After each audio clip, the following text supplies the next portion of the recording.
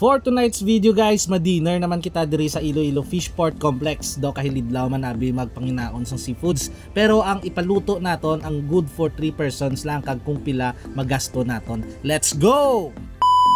So guys, ari na ta sa sulod sang Fishport. Every night amogid na diri ang sitwasyon nga ginutok ang tao, especially approaching ang Holy Week. Amogid ni ang nanamian ko diri kay damo agid mapilian nga mga seafoods. Daw damo ka mapaminsaran nga lutuon, pero ang ipaluto naton nya tonight kay ga budget pa kita ang sinugba nga bangus kag adobo nga pusit. Ang diskarte namon guys is worth 100 pesos lang dapat nga pusit.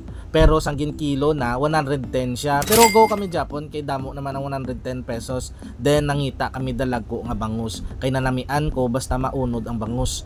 And amuni ang nakuha namon worth 140 pesos ang isa. Kag ginpa-slice ko na bali worth 250 pesos na nagastos namon diri and ready for paluto na. So makatuta sa aton always nga ginapalutuan ang kiosk number 16. Kung makita ninyo guys, damo gidya ang gapala niya pon diri kay tungod kanami magluto ang mga kiosk ko diri. Mostly ang gakalaon diri pinamilya kag groups kay worth it ang imo ginasto kung damo ka mo gakaon. Anyways, ari na ta sa kiosk number 16 and ang sukot nila sa adobo na pusit is 100 pesos while sa sinugba na bangus is 50 pesos.